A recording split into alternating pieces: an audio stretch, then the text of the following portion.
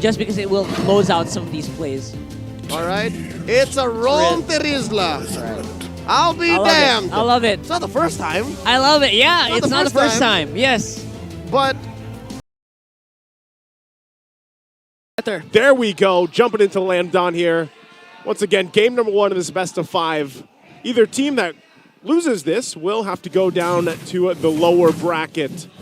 Who is waiting there for them? That is a Blacklist International. Again, a team that has shown a ton of improvement from the regular season to where they are now for the playoffs. Now, looking at this, if you missed the draft, Renegade on a Rome Terizla.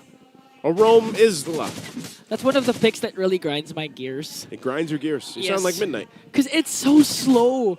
But again, in the hands of a proper player like Renegade, we've seen him dominate using the Tigreal. He's a setup kind of roamer. Again, that's why he's called the Hitman. And even if he's slow when it comes to the rotation, he can actually pick off.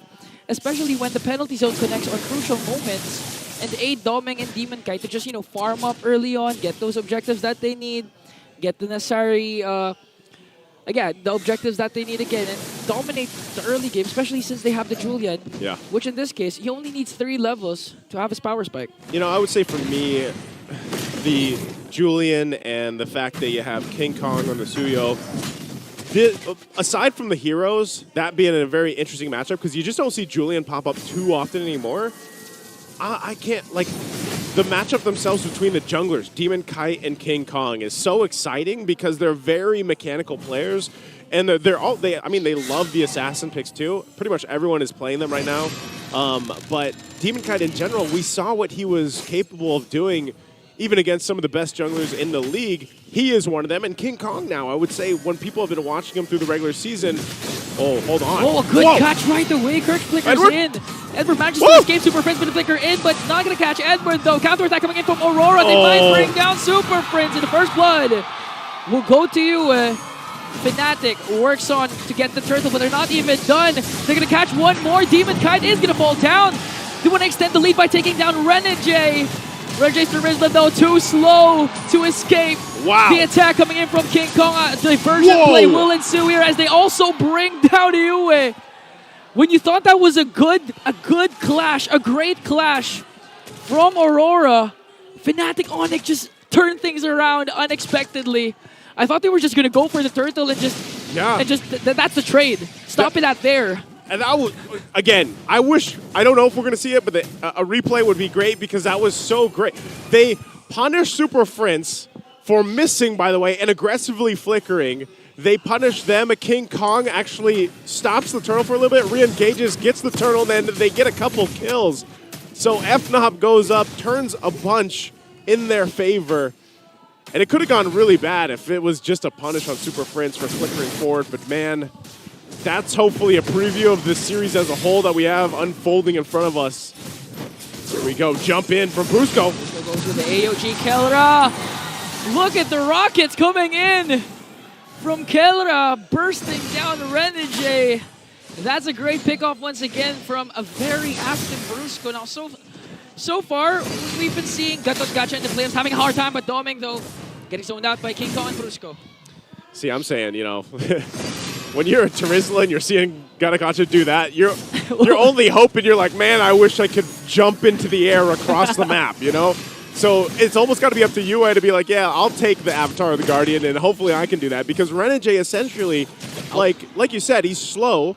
So if the flicker's not available, and you're a roamer, it's not like you're going to surprise people like an Avatar of the Guardian. Like, they're going to see you walking over with your huge mace, and then you got to jump towards them. And if you don't have a flicker, it's much more difficult as a roam Terizla, for example, to pull off that value, that amount of value that, Brusco, as long as his ultimate up, there's value there. So second turtle is quickly going to the hands here of Fnop. Well, whoever gets the turtle will get huge value, but Fnatic Onic, after getting the turtle, wants to go for more. Going to bring down Demon Kite and Renegade. Even Edward, despite the Infernal Pursuit, they will catch him.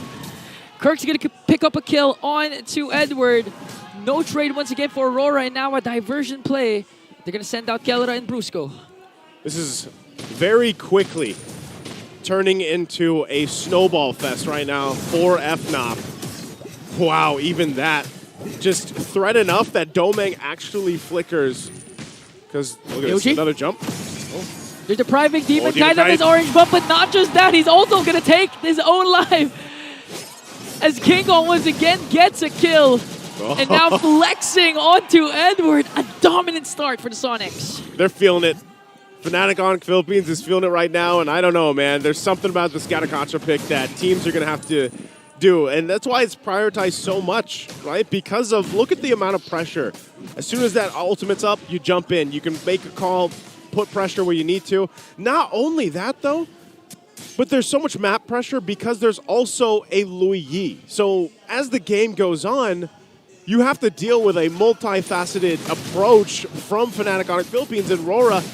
You know, really, that's why they can, like I said, they can play around the fact that UA, yes, he can take one of the ultimates, right? He can take, most likely, that Avatar of the Guardian, but they have to have things really fall into place for them to just go ahead and get a decisive fight started in their favor. Now, with Renegade having the Flicker available, that's always, you know, it's always an option, but when you continuously fall behind like this, we're talking about a massive deficit for Aurora. It's going to be tough to even fight if they even get that setup. Yeah. Right here, because even Demon Kite falling behind. Okay, another catch from Kirk. Renegade is going to fall down. Spear of Destruction is going to connect, but is the damage going to be enough though for Aurora? Now they're taking away once again Demon Kite's purple buff, and Inversion play, they're going to catch Demon Kite! Wow. Fnatic Onic just continuing the clash. Big damn. Big damn, big plays once again for the Sonics. And this game might not even reach the late game or the mid game because 7.5k gold lead in under 7 minutes as they take down a turret in the middle lane. Man, the way they're playing this. Oh, you can already see the shots coming out from Kelra here, but I don't know. The way Fnatic Onic approached this game one, they're looking to end it on the first Lord even. That's 3 for 3 Turtles building up the lead here. There's nothing really that they're doing wrong at this point, and Rora just struggling. I mean, this is where we were talking about. You know, there was a lot of bans towards Renegade's hero pool. Oh, here we go. Are they trying to make a play themselves? Oh, Renegade counters back with a penalty zone. But again, is the damage going to be enough though? Kirk struggling at the damage with the Primal Wrath. Bruce goes in with the AOG. They're going to bring down Edward. They're going to bring down Renegade. And now they have a diversion of their own. They want to go for more. Gonna catch you. Next target is Demon Kite as King Kong brings him down and only Doming remains. They still have their inhibitors and the holy shields for the recalls.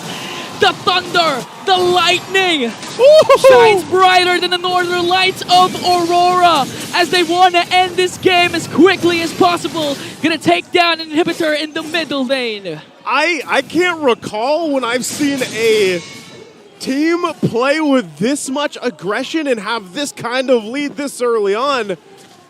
But Fnatic Onic Philippines is definitely playing like a Sonic here because they're still pushing to the base. Look at the shots even coming out from King Kong with the Queller. So you're still 40 seconds away from this Lord here. And I don't know, they might be, you know, at this point, it seems like Rora is just kind of, they want to make some desperate moves to try to turn the tide. Yeah, eventually Aurora's going to lose if Fnatic Onic plays as disciplined as possible and gets the future Lords. So I do agree with what you're saying. They're just going to throw a Hail Mary, try and salvage a play, try to make the most out of the situation. Because honestly, 8 minutes, even before 9 minutes, Naisu, look at the gold lead. That's 12.9k for the Massive. Sonics. Kill scoreboard 15-1. You know, this is scary because I'm pretty sure Fnatic's hungrier this time. We can recall their last regular season series was a loss onto Omega. They want to prove the haters wrong, the doubters wrong. We have diversions coming in from Aurora. Who are they going to catch, though? Again, is the damage going to be enough? Even Kelra trying to bring down Doming. He will. 3 members are down for Aurora. In exchange for Kelra's life, Bruce goes in with the AOG. And that diversion play for Super Prince. They're going for the minions into the middle lane. And that's it. Game 1 is as fast. This is actually the fastest game this season. 9 minutes and 33 seconds for the Sonics.